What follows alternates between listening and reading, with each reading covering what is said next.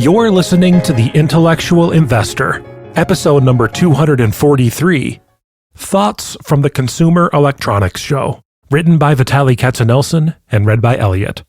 To read this article online or to listen to more episodes, head to investor.fm. I wrote this from Las Vegas, where my son Jonah and I were at CES, the Consumer Electronics Show. In investing and life, it's very easy to get tunnel vision, doing what works and staying in your comfort zone. I wanted to attend CES to shake myself out of this pattern. It's hard to describe how massive this event is. It sprawls through 5 enormous pavilions at the Las Vegas Convention Center and takes up 2 floors of the Venetian Hotel.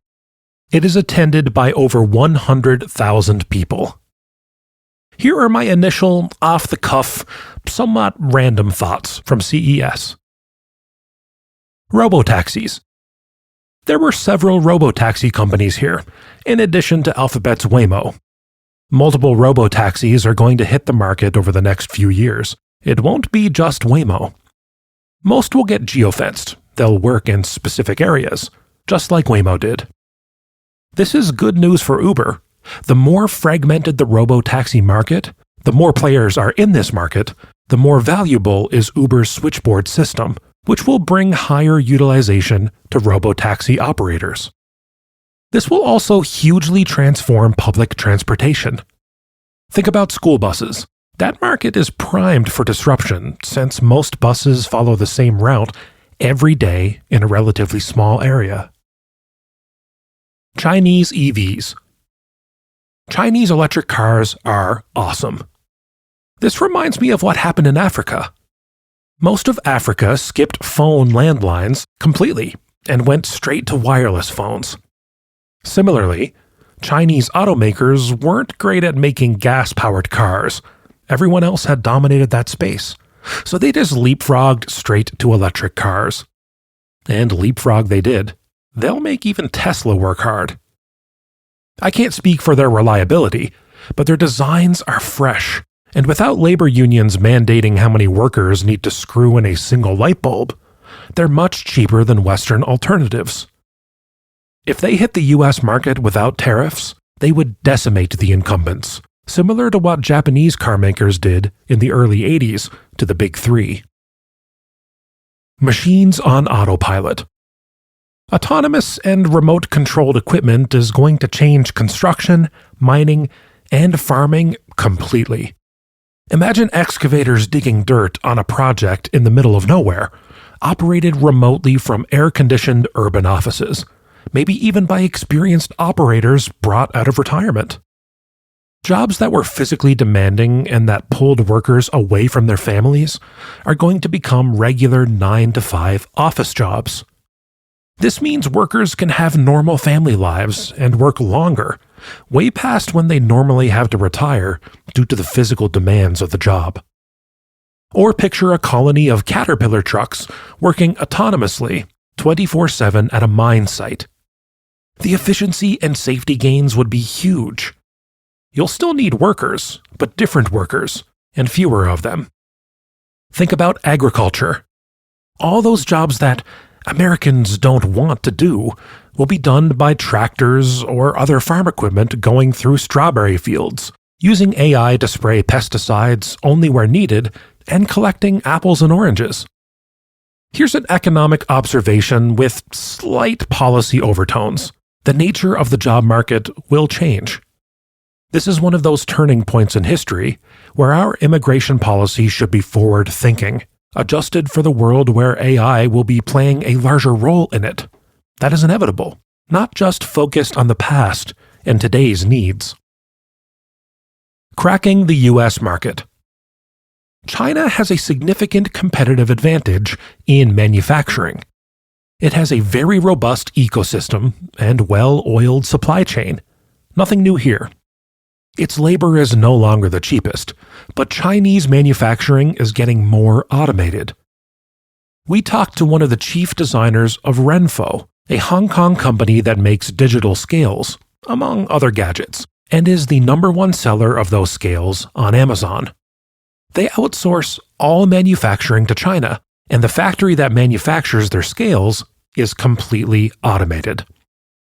What's also interesting is that in the past, to break into the US market, you had to have relationships with Best Buy and Costco. They were the gatekeepers, and also the quality control testers. Today, all you need is a product. You have direct access to the US consumer through Amazon. You just have to be willing to spend on Amazon advertising to promote your product. Brand or bust. It's incredible how fast technology gets commoditized. There are literally 15 companies selling Aura-like rings, sleep-tracking biometric devices worn as a ring. I've been wearing one for 5 years. In technology, you need to keep moving all the time or you'll be eaten by competition. True in life in general. But you also need a strong brand. I couldn't tell the difference between my Aura ring and the 15 replicas. Most of them sold at a fraction of Aura's price. But I trust Aura, and that's the power of the brand. I remember researching GoPro stocks after it bombed out, down 80%.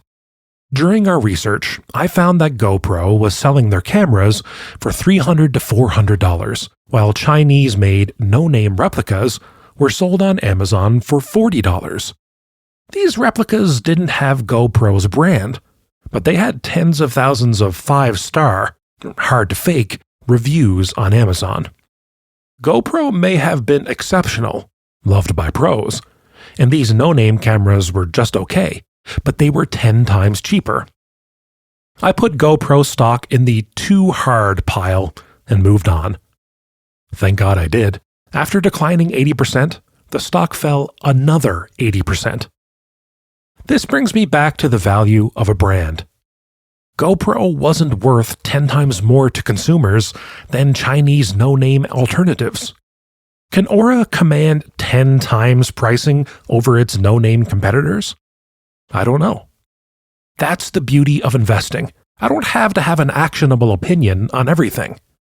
With time, I have become very comfortable saying, I don't know.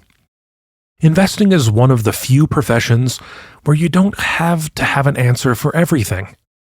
I don't know should be the default answer unless you do know, which isn't that often. Global Tech Showdown.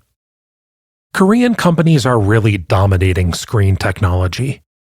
LG and several other Korean companies showed off transparent, glass-like LCD screens at CES.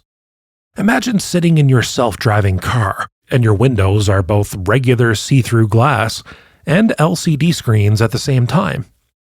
Our lives are slowly becoming what we used to see in sci-fi movies, and these screens are definitely a leap in that direction. CES is a truly global show, with technology on display that spans every aspect of our future. There were a lot of companies from Asia, especially China. In certain pavilions focused on consumer or business hardware, China completely dominated the exhibits. There were quite a few large American companies and many American startups, mostly focused on software, though all their hardware was manufactured in Asia. America still dominates in software. A few, mainly Chinese companies were showcasing their humanoid robots. One robot was slowly but accurately moving and stacking boxes in a defined area.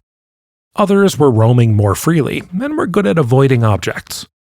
At this point, these robots have the IQ of a smart dog, an average cat. Now cat lovers will love me. Or Siri. I bet in a few years this will have changed. I was only mildly surprised by how few European companies were at the show. It's a very broad generalization, but Europe seems to be running on fumes of past glory.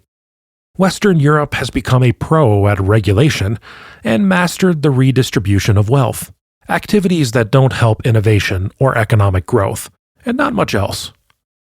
Yes, there are exceptions, but that's the point. They are exceptions.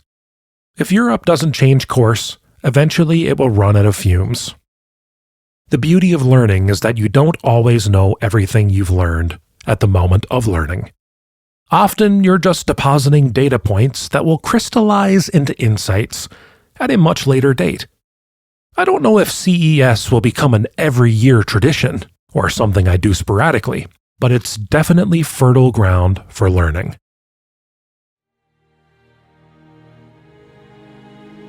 Thanks for listening. If you know someone who'd enjoy this episode, share it with them. To listen to more episodes, visit investor.fm. Enjoy life and prosper.